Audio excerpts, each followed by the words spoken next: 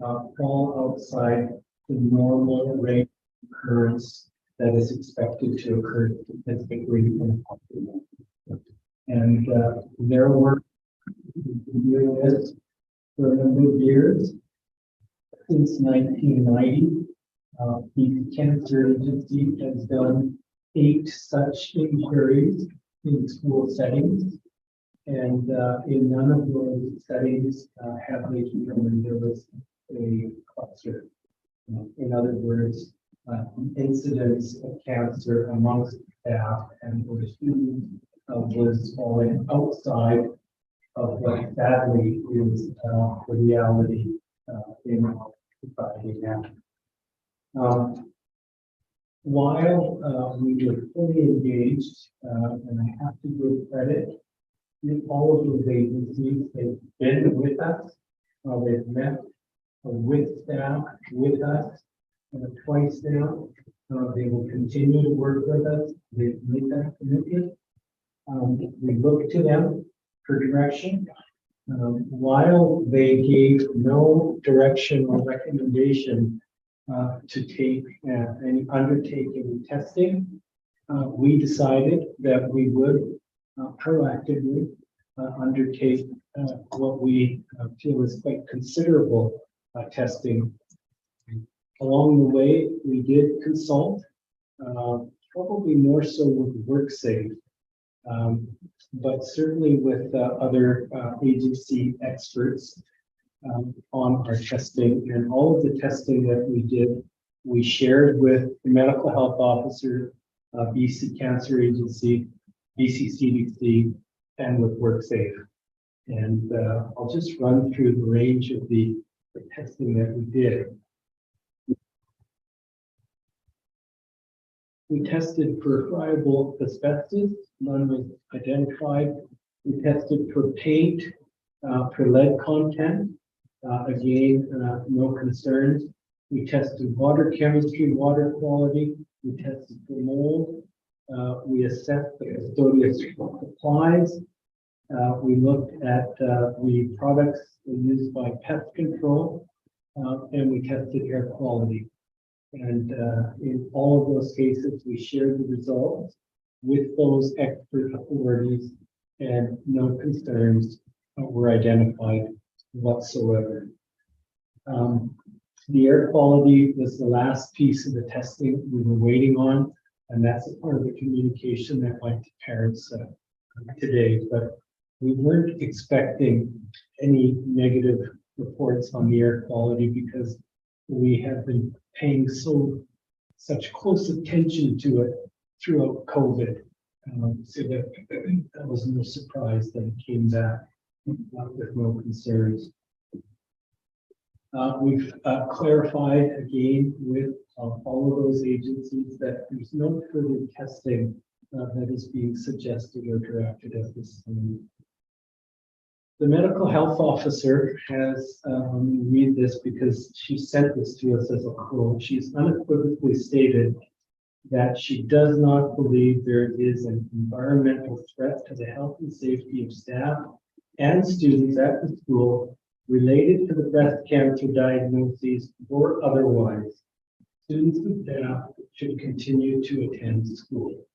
And if you watched me on CTV, that's essentially what I said, and I referenced the medical health in that statement.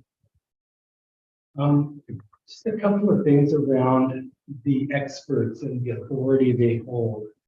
WorkSafe, under the Workers' Compensation Act, we've been working very closely with a gentleman by the name of Chris Barzin.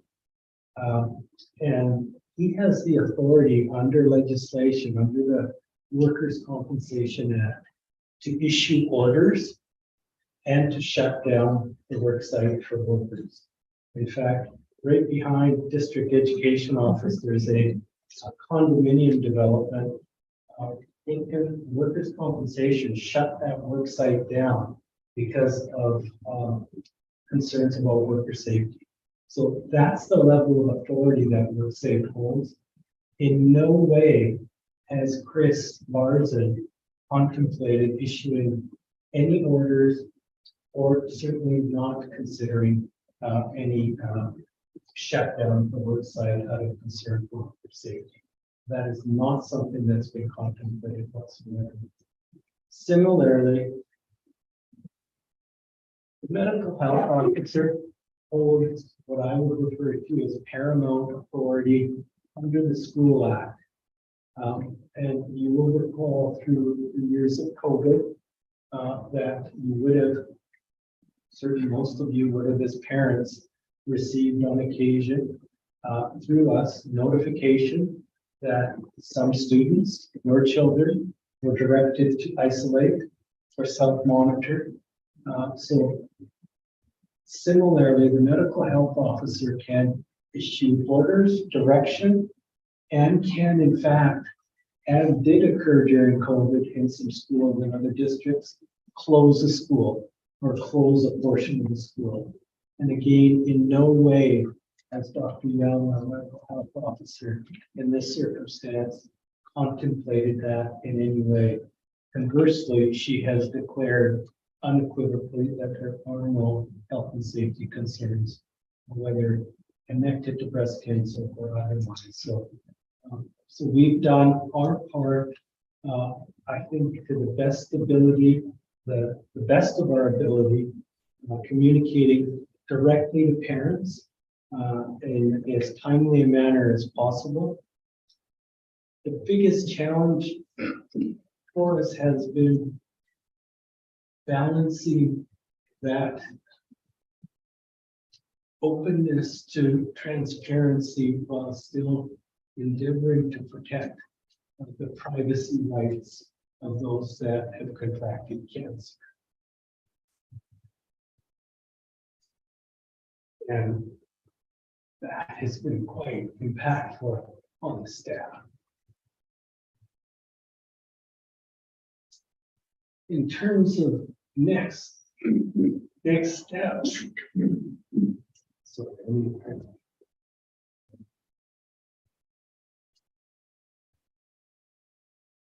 look, in terms of next steps, BC Cancer Agency is continuing their assessment.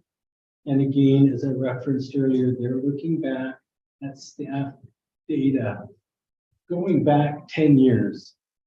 They want to know numbers of staff, the differential between male and female, and they will be looking back 10 years. And as I said, they're experienced in this. They've looked at potential cancer cluster cases in other schools before. In fact, one of those 8 was another school in our school district a number of years ago. And sadly, on social media, some misinformation has already been circulated about that circumstance. But that other school from years ago, BC Cancer did their work and determined it was no cancer cluster, that the cases fell within the expected range of occurrence. And sadly, that is what we face as a society, is cancer is prevalent. But at the same time, we honor the process. We'll wait for BC Cancer Agency to do their work. And then when that work is done, we will communicate that information. On a positive side, we've done the proactive testing, and I would say that those classrooms that were identified probably are safer than my own home, because I haven't tested my water, I haven't tested for mold, I haven't tested the air quality in my home, but we've done that in all of those classrooms. I think we'll pause there. If there's any questions, I won't get into. In fact, if you watch the CTV interview, the first clip that I spoke to, that they included, where I said, these are real people. The question was actually, so how many in what area of the school? And my response was, we're not going to speak about how many, because we've shared that with BC Cancer and the other authorities. I'm not going to speak about what part of the school, because if we did, we're going to throw a post on our website who those teachers are. And that's when And the parents will get crazy scared. and some of that information is already out there, but you know, we reluctantly communicated broadly about this, and I had to meet with staff last Friday to say that while we have collectively endeavored to respect the privacy rights of the staff, because we were getting specific questions from a reporter who clearly had been provided some private, personal, medical information about some staff, we had no choice but to actually provide press releases and for me to actually make myself available for interviews. Because if we didn't, then we would be accepting that whatever misinformation is out there is what's going to be the case. And if you saw the initial reporter story that broke the story, so to speak, it was really disappointing to see that that reporter chose to include a statement about a suggestion that maybe it's asbestos or mold that's making people sick, when in fact we had already shared with that reporter all of the testing that we've done. And that was a real trigger for parents, because in some cases they saw that story before they saw the communication that we had sent out. And the reporter knew. Absolutely, because we had provided everything that we had already provided to parents to the reporter. It was disappointing, but that certainly, I mean, put yourselves, you're all parents, you see something like that, you know, you're going to be concerned. And so that was something that we had to sort of work against. But, you know, here we are, and we'll continue to work with the agencies and take their direction. But I feel good about the work that we've done. I think we have approached this thoughtfully, and we'll continue to do that. Someone messaged DPAC about proactive testing in schools in general. It's done for this company, like air quality tests, the water, the lead, the paint. Someone's wondering, done for the districts. Yeah, I mean, one of the thoughts that I have about that is, do we do that in our own homes? You know, your children spend more time in your own home. One of the things that we do on a regular basis is visual inspections. When you see something of concern, you deal with it. There are provincial guidelines on water testing, and we certainly follow those. The air quality with COVID and stuff, that was pretty. Well, that was pretty. We were at the forefront in terms of air exchange and filtration, and we are continuing to follow the current ASHRAE guidelines. But you know, to what extent do you test? That's a question, but we're certainly following all of the required guidelines in terms of testing. I'll pass that along. Hi, I'm Blair. I'm here from Alouette and the DPAC rep. One of the questions was whether or not there's going to be an information session or like a forum for parents. I think that I just didn't put out there, and is that something the school district's planning? Yeah, so that is something that we had suggested to BC-CDC, our medical health officer, and BC Cancer Agency, and they weren't all that receptive. My preference is to do something like that. So I don't know if you've seen the portal message that just got sent out today. What we've offered to parents within that update is, if you have questions, send them in. There's a link to it. We'll compile the questions, the ones that are appropriate to the medical health officer, and then we'll follow up with a response. But you know, I'm an educator. and my master's degree is in leadership. I'm not an epidemiologist.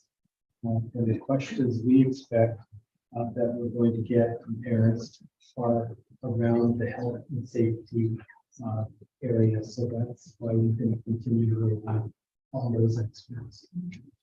I think the members, Donna, yourself, everyone's been inundated with questions, and I agree. I'm not going to answer. Yeah. So, yeah, I think that as long as there's nowhere to go, and then maybe, but just making sure that information is shared. Yeah. I apologize for my back to you. So Harry, the intent would be to suck us the answers to all of them. That's the Yeah, intention. so not this back to the person. No. Yeah.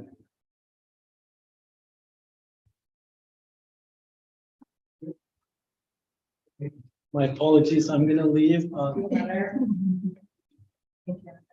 Thank you.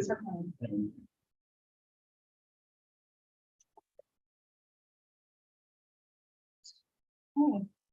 So we will move on to the trustees one-on-one presentation, and then we'll go to Cheryl for your update on the. Thank you. Oh, Elaine.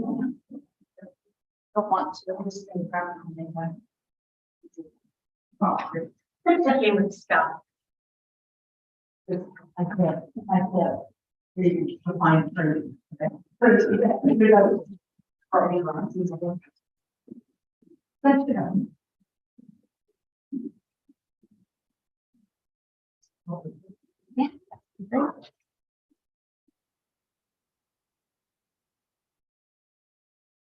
So thank you everyone for taking an interest in what the trustees do here in the school district. I think Chris is gonna, thank you. So this is the acknowledgement. I'd like to thank Trish for giving an acknowledgement in this meeting, and it's very important to our board. We begin every working day and every meeting with acknowledging the unceded territories of our Katzian First Nation Kwantlen people. And in the spirit of inclusion, our acknowledgement also includes all First Nations, Métis, and Inuits, students and families, and the many different cultures that we are comprised of. Our this is challenging in our communities. So governance, basically the board holds a governance role for the public school system in our district. This is our Board of Education. It's 7 trustees who are elected on the same 4-year rotation as the municipal governments. We have 5 trustees from Maple Ridge and 2 from Pitt Meadows. Tonight we have from Maple Ridge, so Trustee Kim Dumore, who is Vice Chair of the board, and Trustee Mike Curry. And from Pitt Meadows, thank you, we have Trustee Hudson Campbell. We were elected last fall on October 15th, and we worked together to provide guidance and strategic directions for the school district through policies, budgets, and advocacy. The 7 people that are on your board, current board, are all equally passionate about making our schools safe, creative, inclusive, and equal places of learning for your children. We have been elected by our communities to work together and with other community partners to ensure that the students in our jurisdiction have equal opportunities to reach their maximum potential.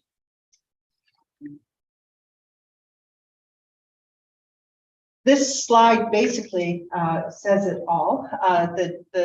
The board's general role is to foster the school district's short and long-term success and to govern the school district in accordance to our duties and the responsibilities as are laid out by the School Act in the of the province.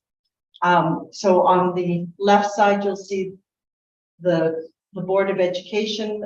We govern through the formulation of policies, and basically from where we sit, we define the broad strategic directions of the school district and make the allocate the resources that support those strategic directions. If necessary, we make direct decisions that are legally required under the School Act, and there's a role of continual monitoring of the performance within the school district. So, and then there is a line, and it is difficult for us to sort of, because we are passionate about learning and our communities. We have to acknowledge though that the day-to-day management of the school district is in the hands of our two CEOs, our superintendent, Mr. Dillon, and you can see his dedication. He's spent the whole day with us on strategic planning and is still coming out this evening where he has almost no voice left. He is responsible for implementing our decisions, following the policies as the board sets out, and reporting back to us on the results and helping us monitor the performance of the district.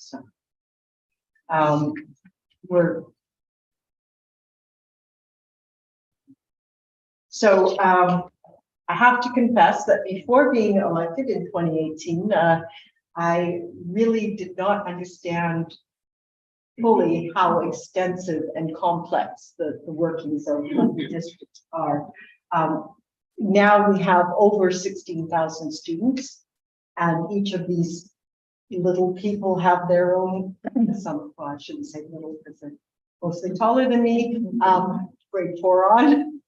They have their unique needs, their learning styles, and their own goals. So it's that.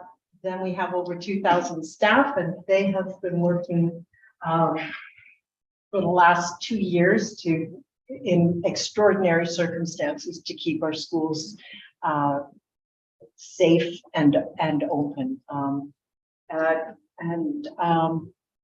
Our 10 senior staff are an absolutely amazing and dedicated, hardworking, compassionate group of people. It's a pleasure to work with all of them. They truly do care about every individual that is in our schools, and working to try to ensure that they can achieve their best, their maximum potential. And then at the bottom there, you have the 7 trustees. With our roles, we act as co-governors with the provincial education system. So we are the local eyes and ears, and of the elected school boards bring a local knowledge to specific governance of our public schools, and a knowledge of our communities. And in that we form it through these 4 main roles. We're out in the community. We probably have seen most of the things,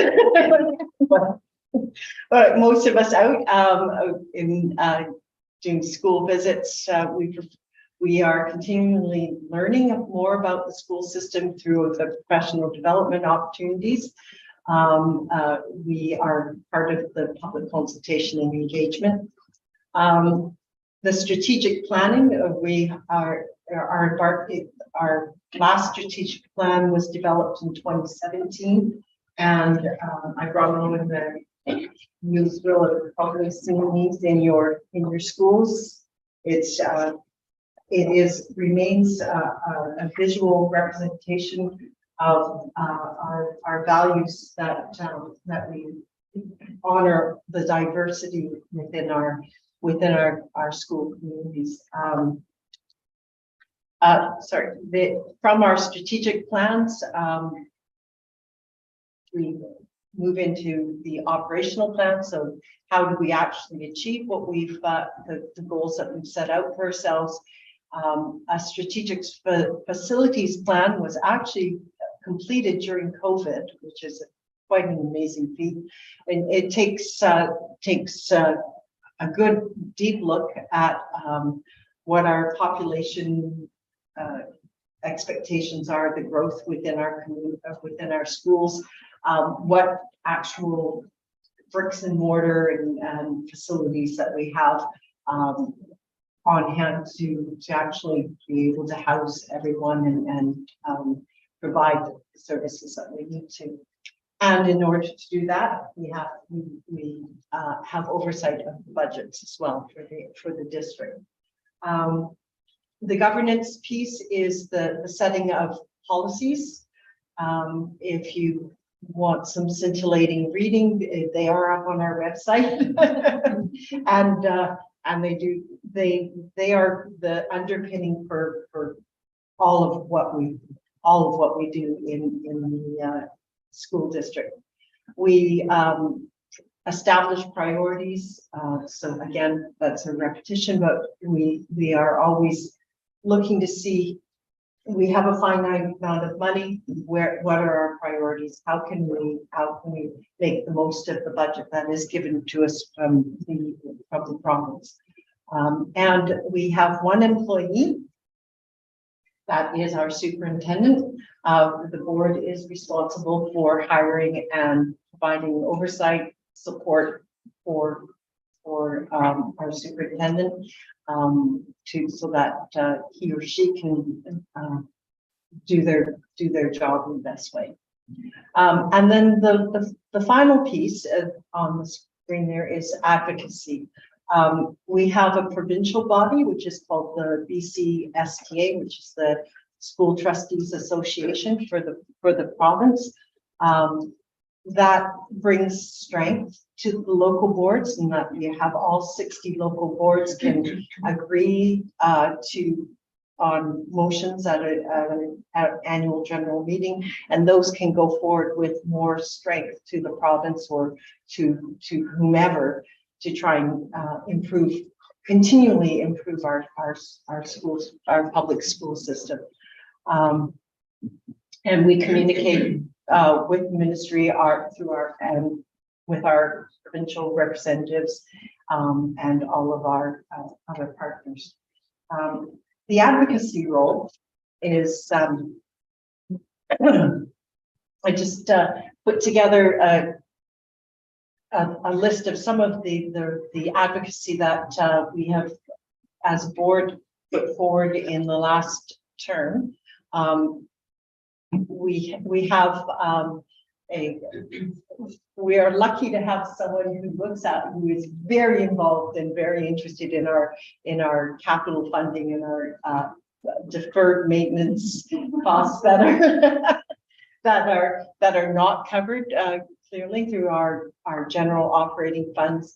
And there's the no capital cost sharing requirement is a motion that was put forward to the province when they started requiring students, school districts to contribute to the capital funds of new builds, and we are required to keep a reserve, but it is not, in our opinion, to be used to fund new builds. A neighboring district put forth a significant amount of money that was out of their operating funds in order to get approval for a new school book. We do not believe in that. The funding for student spaces, and that includes our portables. We are a growing district, and clearly getting bricks and new schools is challenging. there's always a lag behind the growth, and may or may not, as parents, be aware that portables come out of our operating funds. So that they're not, they are not inexpensive, and They're crazy. yeah, and they're a necessity though in a growing district. So we have put forward, we are advocating for that kind of cost to be covered as well at the provincial level. Some of the other pieces that directly involve ours directly you might be more aware of is funding for student transportation. We have a champion on our board for universal food programs, Trustee Dumore, as well as for the provision of naloxone training in our schools. We have also advocated on a provincial level to have our students who have already graduated but are under 19 years of age to be able to participate in our trades programs. And we're very proud of the number that we have, a number of trades programs that we have, but at the moment in the industry, once a student graduates, they are not allowed to come back and finish or do an additional year in our trades programs. And that has in past been a real stepping stone for some of our students that want to train in the great programs that we have.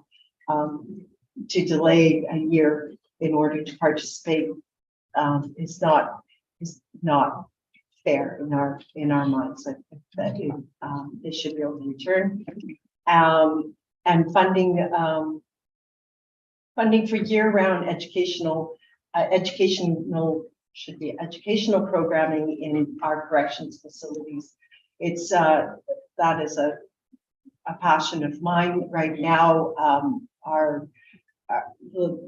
Everyone is aware that literacy is very low in our corrections facilities, and it is supposed to be a corrections facility. And the funding model for it is the same as our continuing education model. It does not suit that circumstance. So we're working to try and have that funded as a separate function, as a program, because it does not, and it should not take away from this K-12, the regular K-12 system, which it is supplemented in some districts. It is not in ours. Yeah, but they already used it. Mhm. They already used it in K-12. Well, or not, and whether or not they were well served at the time is another issue. But yeah, so those are past pieces that we've had go through, and this AGM that's coming up in April, we already have as a board approved the motion put forward by Trustee Dumore on the development of a provincial curriculum on substance abuse, so that we have it for our secondary schools, so that we have that knowledge in our students before or while they are in the world. So again, this is our lovely graphic. It is, I brought it along so that you could take a look at it if you'd like. It does, it was developed in 2017 through a fairly extensive consultative process. Our strategic plans then are based on the district's vision, the mission, and the values that are represented on this poster. The plan, our planning. You may have noticed it you may have noticed the tree in the schools of your children. It is symbolic, but it is a commitment, and I do know that as a board and as the leaders in the school system all refer back to this for the values of responsibility to all learners, honoring the uniqueness of all our individuals, providing diverse learning opportunities. And I brought a few hard copies of what you can find on our district website about the programs of choice that we offer, as well as the trades program. Culture and community, personal and social responsibility, and high expectations for success. So part of this is this slide here just shows you sort of our a clear graphic representation of our planning cycle. And the school, we started off with school growth plans. Each school looks at our vision and our values, and they create school growth plans based on our key strategy, our key things. We as a board review the growth plans, and we see how it moves into the operational plan. The operational plan again is funded by the budget. It's implemented, and each year there's a period of review and reflection, and then we look at the strategic plan again, which again informs the school growth plan. So this is an annual process that we undertake, and then that leads into the really another key role, which is the funding of what happens in our school district. This is difficult to read, but it shows you that the process begins in February for the budget, and I'll just say it begins in there are many iterations on it right through to the end of the year. We start with a projection of what our student population will be in the next year, and that informs the base funding that we will be working with. There's a few more iterations in there, but definitely what is important is the participation from our partners, like our education partners like DPAC, our unions, and our First Nations and Indigenous education, and we as a board receive the preliminary budget, and we each bring our own lens to it as well, and hear what the community is asking for, and make adjustments where we see this needed. The next slide is the dates of the upcoming budget. And we'll start, the budget committee of the whole is all 7 of the trustees. DPAC input will be on March 29th. There will be the proposed preliminary budget, further consultation, and then on the 19th, it'll be put out to the public. And generally, I think DPAC has a presentation on the budget as well before it goes out for public consultation. And individuals, anyone can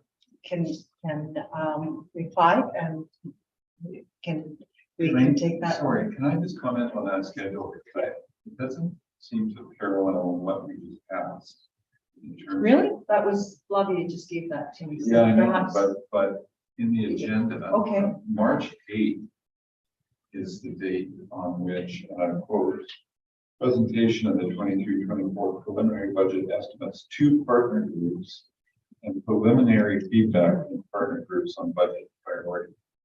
So that's the first opportunity. Okay. And we're going to be asking feedback and our partners to give us feedback on what they believe the priorities are on March 8th. On March 8th. Then what happens later, I'm sorry for interrupting. No, not at all, This is a not at critical all. one, I think. Kind of right in that time frame. Yeah. And it's later on, after we get all of those priorities, we know what the province is gonna fund us. We put together a preliminary budget with all the options. We present it and then we get additional feedback on what we propose. So there's two places, not just one. Yeah.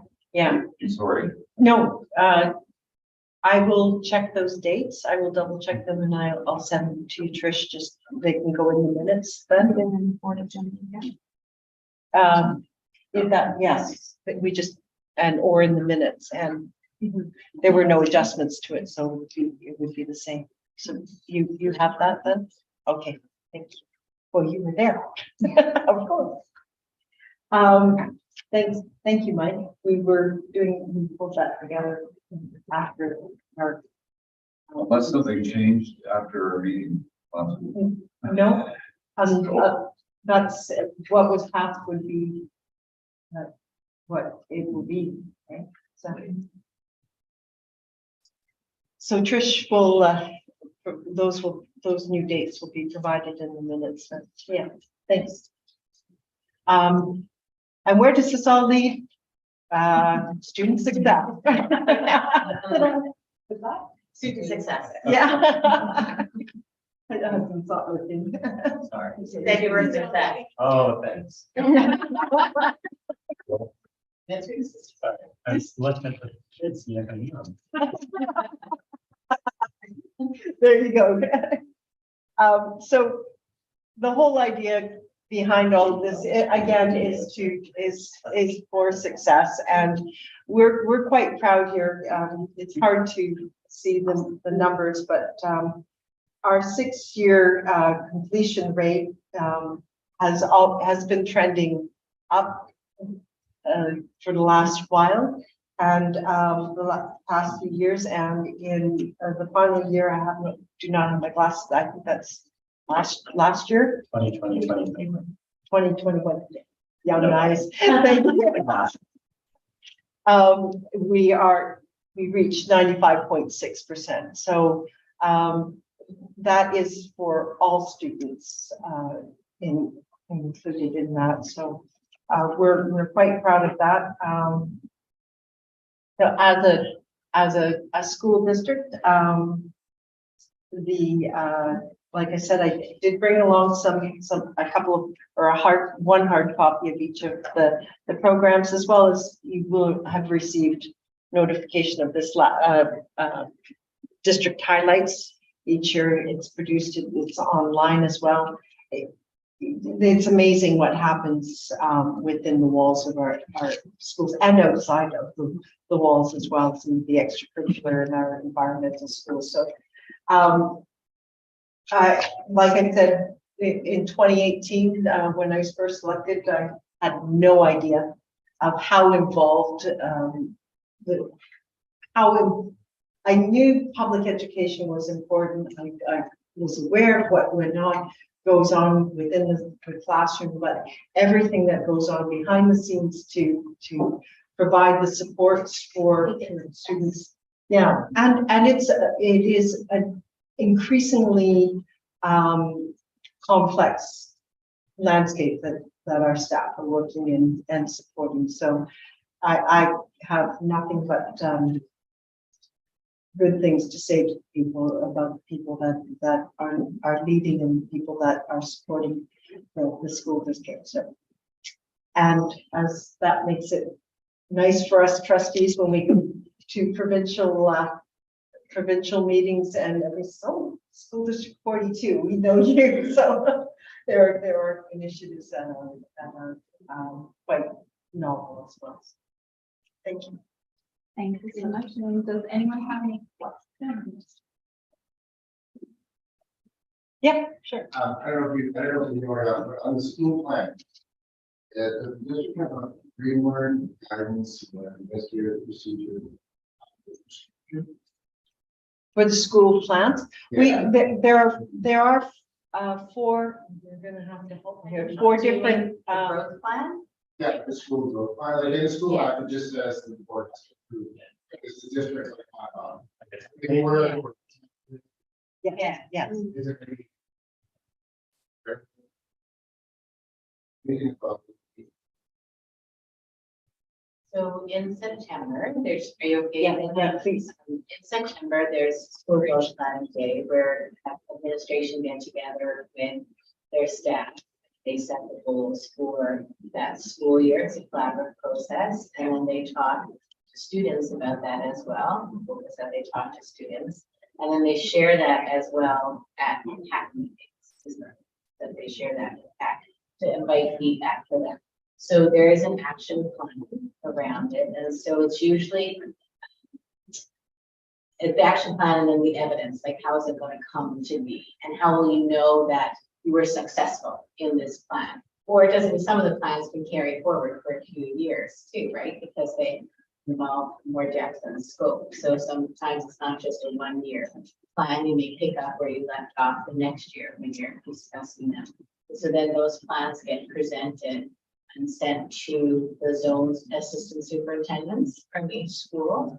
And then we review them and send back any revisions or questions that we may have or further clarification. And then they come back and we give them to our board of trustees to review.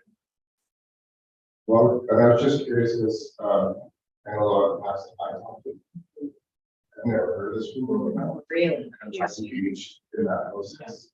So, that's why I don't know where we can find this group. They should be posted on your school websites as well, once they've been approved by the board. Yeah, I think all of ours are posted on the school websites. But most. Better opportunity to find it. So once it's approved. But a lot of times, haven't been, it's not fine. Thank you for that feedback. Process, so I was just wondering. Thank you for that feedback. I can bring them. Yeah, I mean, there's no requirement, for it, but certainly I encourage positive. There are principles that. Your value credit. So, and, you know, and the fact that and urban impact spots, like, Mhm. back I talked to 2 years ago, and then we were first, and I Absolutely. didn't even know. You're- I think, but, it's certainly. To say back in the day, when I was in an elementary school with my kids, we used to have the SPC, and that was the mechanism for engaging with parents. And then the group that went away and the growth plans came in, and I don't know if that, it's not mandated anymore, right? But you're absolutely right. It's probably something we should look at. Yeah, it's not, but it's not, it's kind of like the school calendar regulation for. Is. That's.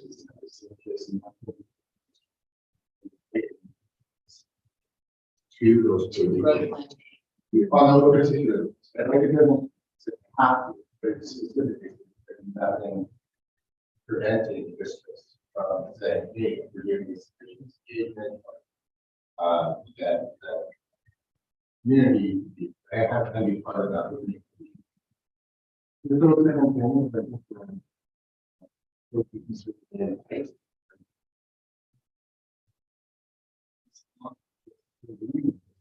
Cool.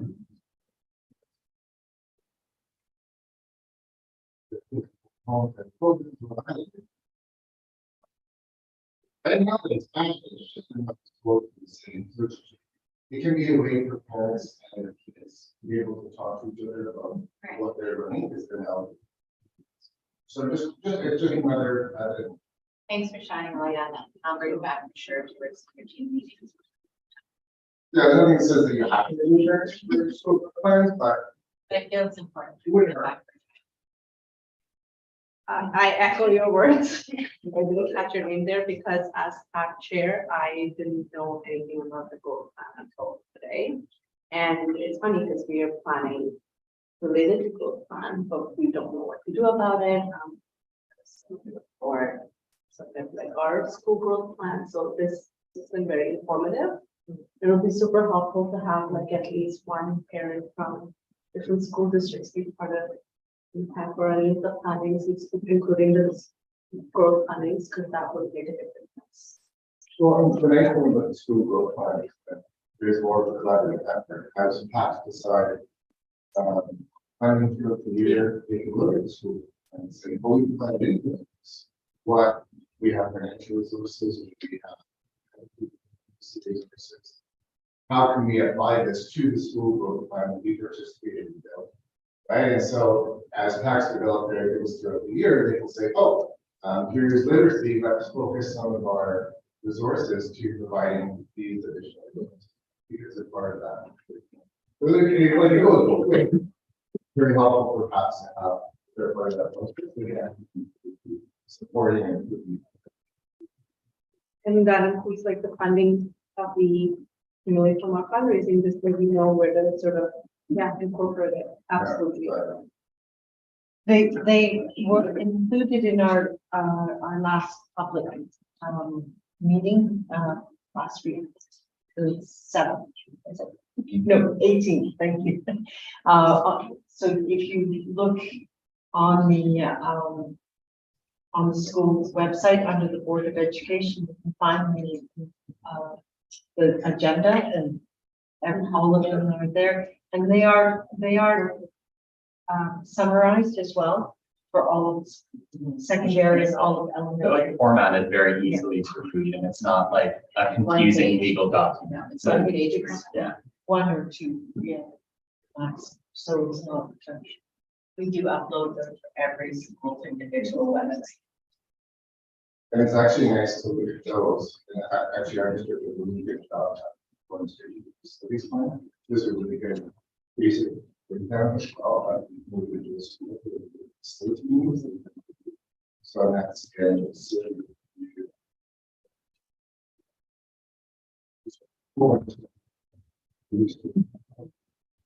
Everything looks good.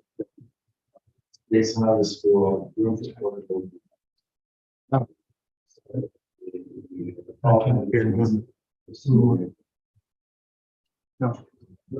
So if you keep that, you just probably have more skills instead of just really maybe. So you take those two together to see. So there's a lot of different things that parents collaborating with.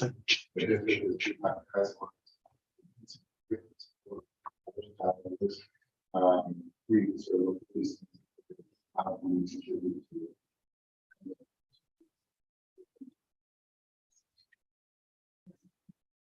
Oh, sorry.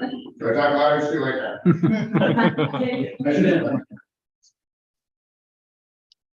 Okay, are there any more questions for the?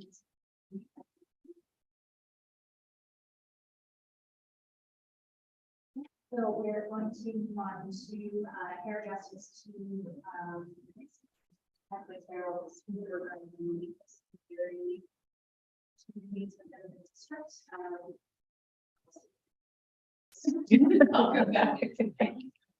Like me to move over? Or just. I teach your voice through. So for those of you that don't know me, I'm Cheryl Schwartz. Secondary school portfolio. Did a few other things, and it's an honor to be here with you. I can be loud, I can be very loud. So this evening, I'll provide an update on the post-secondary needs assessment, which has been initiated by consulting firm Oxford Consulting. In March 2022, the Ministry of Advanced Education and Skills Training announced the allocation of $250,000 to fund the cost of undertaking a needs assessment to determine whether there is a need to improve access to post-secondary and training in the communities of Maple Ridge and Pitt Meadows. More specifically, 4 post-secondary institutions are working together to assess resident needs for post-secondary education and training for the communities of Maple Ridge and Pitt Meadows, specifically the Ridge Meadows region. Fontland Polytechnic University, Douglas College, the Justice Institute of British Columbia, and the University of the Fraser Valley are guiding this work, which has been contracted to OSERV Consulting. In terms of participation, the consultants hope to hear from a diverse group of secondary students and families, adult learners, residents, secondary school teachers, principals, counselors, local employers, business groups, and the Board of Education. In addition to looking at community demographic and labor market information, OSER will conduct surveys of community residents, secondary school students, parents and staff, and post-secondary staff in early February. Interviews with key interested parties, as well as drop-in events in the community and at secondary schools. Acknowledging that Maple Ridge and Pitt Meadows are situated in the unceded territories of Kwantlen First Nation and Katzie First Nation, the consulting firm will ask each nation for permission to engage their staff and community in this project. This assessment of the need for post-secondary education and training in Ridge Meadows will explore specifically which institutions current students from the area are attending, any barriers to accessing post-secondary in the region, current and projected local employer needs, current and projected scale of need for students, the education and training opportunities adult learners will require to meet the evolving needs of employers in the region. The consulting firm is endeavoring to complete the study by July of 2023. And Mr. Dillon, Harry has expressed our school district's commitment to supporting with the engagement of this process.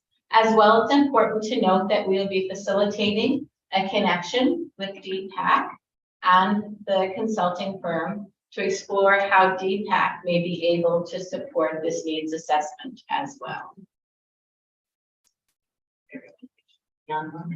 Back. Any questions? Any questions? No?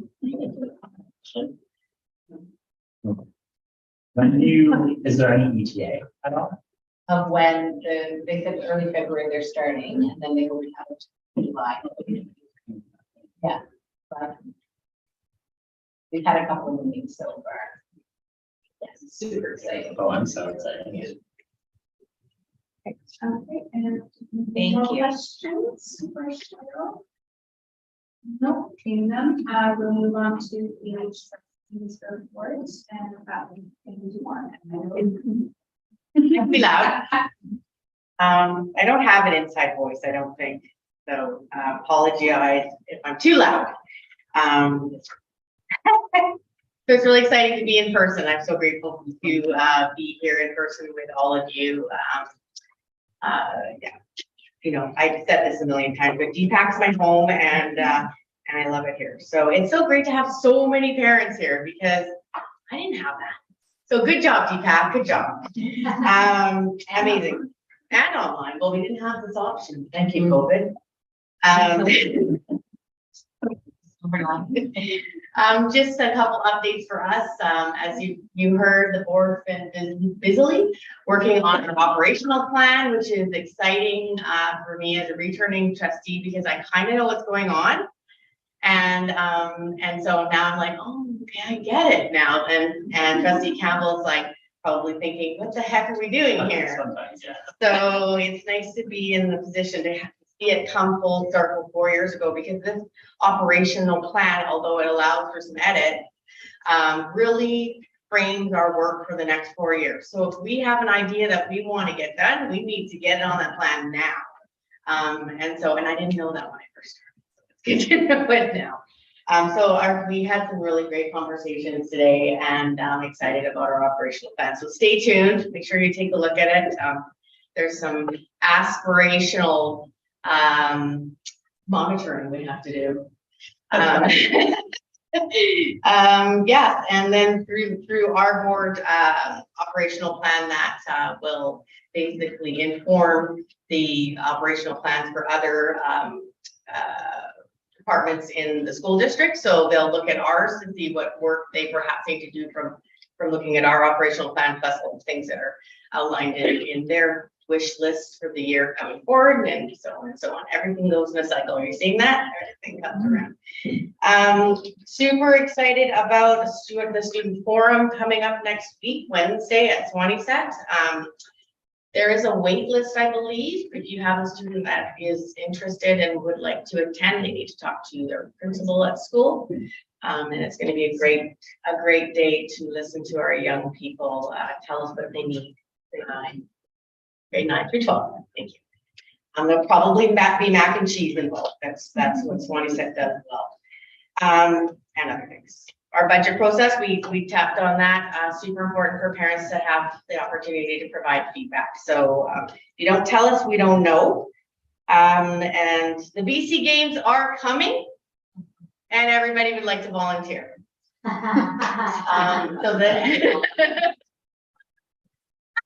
So coming soon to you, the board of directors will be assembled, and then they'll be begging folks to join. So and you will all be begged, I'm sure. And so it's coming. And then one final thing I was going to have us mention was the youth thing. Do you want to talk about the youth thing? Oh, sure, yeah.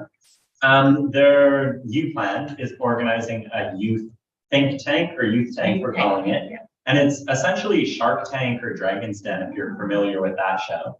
And we have a pot of funds available. Right now we have $5 grand, but we're hoping to get more through donations and sponsorships and stuff. And then our goal is to be able to invest it in a young person's business. And we're specifically looking for businesses that somehow will positively impact our community. So they don't have to be in these categories, but we're thinking like mental health, sustainability, wellness, those types of things. We have more information on our website. But if you know a kid or 14 to 24, so a youth that has a business idea or is always tinkering around or something, send them our way, send them to the website. The promo and everything should be completed by the end of this week. Okay, It'll but be don't coming send in. them yet. Our IT master lives in Ottawa now. He's a student Yes. from MRSS from last year, Yeah, which is and awesome. has stayed on with us. We have 5 graduates that have stayed with U-Plan virtually, so that's Yeah, they amazing. zoom in from across the world. Yeah, which is very and cool. it's amazing. And so yeah, our website, which is uplanrm .com. uplanrm.com. And if that doesn't work, it's .ca.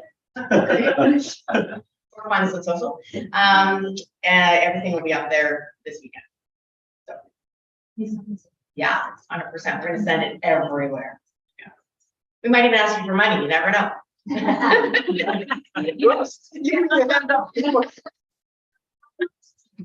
CNN. I'll see you. Thank you. That's it. Anything else? No?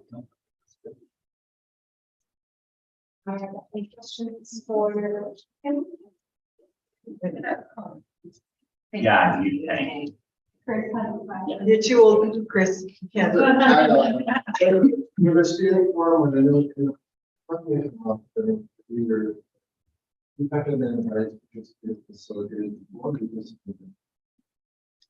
don't think I was there and I like my DPAC hat. So I went to at least one of those And maybe I was. as a facilitator. I just really extended kind of thing, or?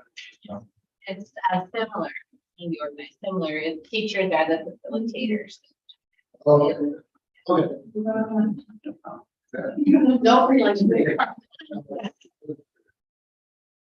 For us, it comes into that category of listening and learning. Yes. Definitely, thank you. And we definitely have components for student voice on the Yeah, 1 or 2. on the board this time. It's wonderful. So any more questions for Kim? Anytime? The MRCA. We were not able to make this tonight, now we want to continue today. The role of the lead. Okay, so our checking. $4,420.15. $7,483.45. This is as of December.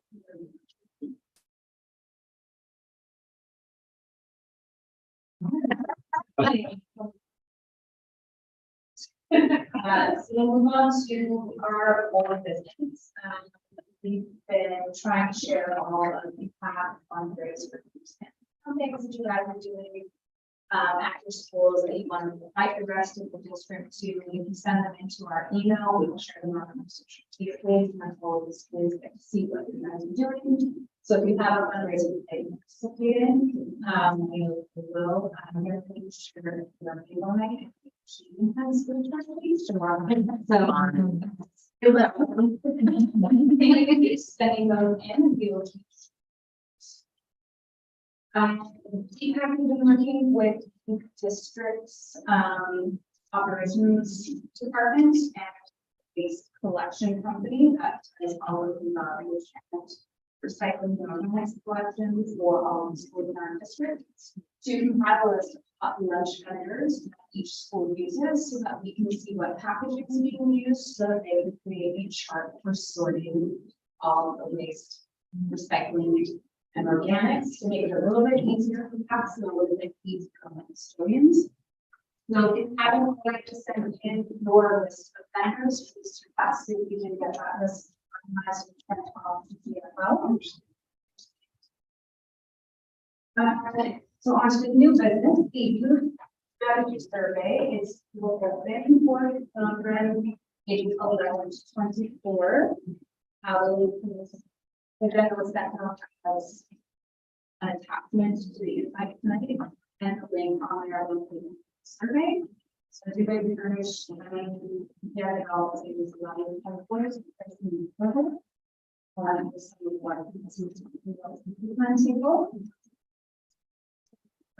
ECC companies accepting applications for some of the positions on their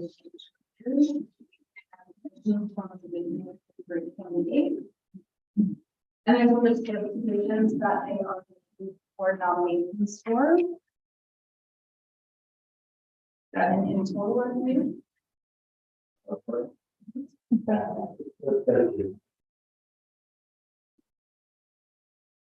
And the link to the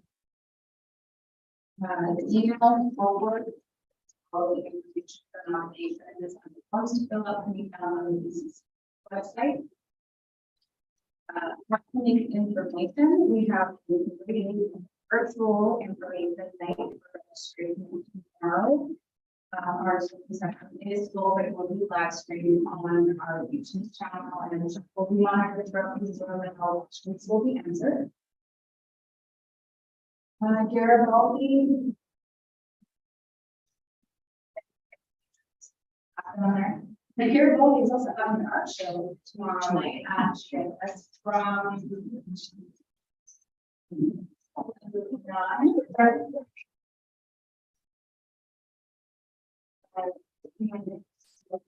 their art show. So, before it's public library, University Day on January 28th from 11 to 22. Evolving literacy, and they'll have lots of there is tables of information on this too. So check that out. And on the forward DPAC meeting. Anyone else going to do that?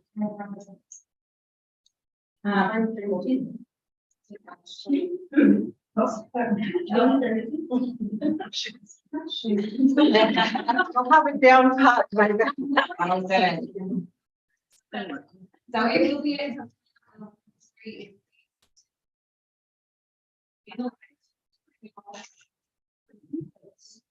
and it will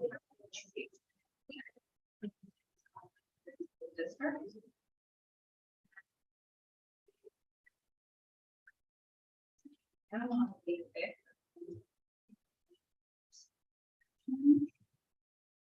more information on that. Some information is there, but it hasn't actually changed. Except for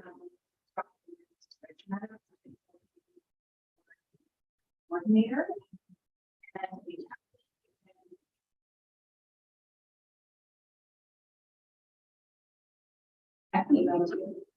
it should be a link in there.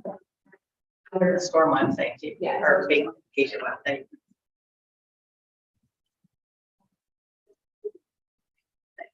happening. Or is happening in March.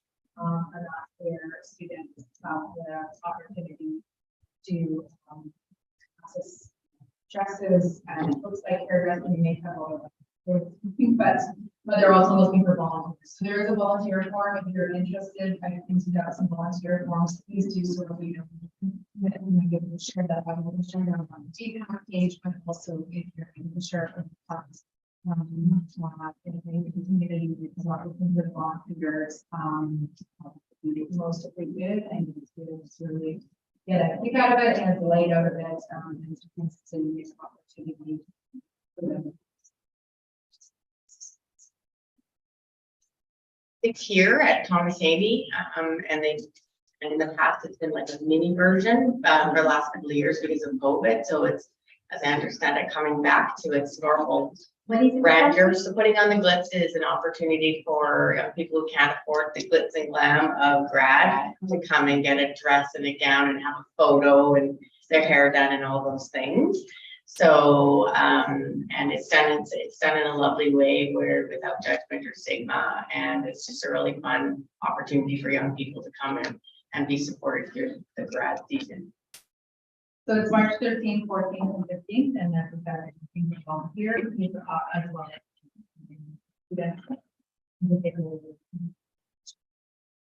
We just had a donation of Nola Blahniks and Jimmy Choos for it, so come on, so good. So they are also looking for donations, for plastic, female and plastic.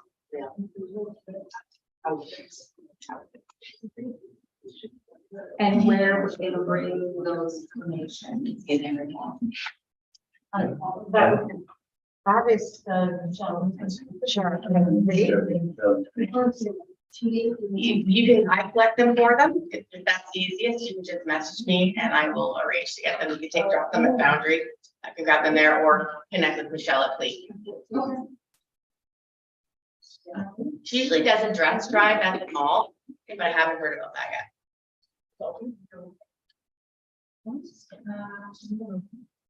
Any other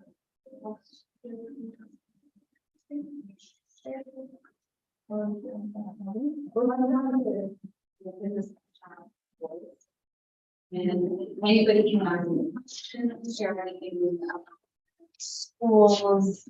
You can ask for issues that you're part of.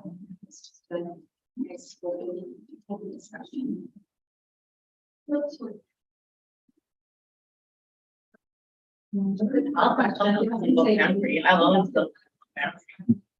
I work at Foundry, which is right here at CU's Mental Health and Wellness Center, and as you heard this evening, substance education and saving young people in jam. We have fentanyl testing on Tuesday afternoons available and naloxone training ad hoc. So if you know anybody or want to have a young person, I say party safely, come on by for naloxone training, and we do it as judgment free as we possibly can, and folks can come with a friend or not with a friend, bring parents, or not bring parents, bring a neighbor, doesn't matter, and they will be trained and with kids. Good question. The age range you live in Green Coast. Well, our age is 12 to 24. So, yeah. Okay. That's where. And but it's only for fentanyl, Blair. Yeah.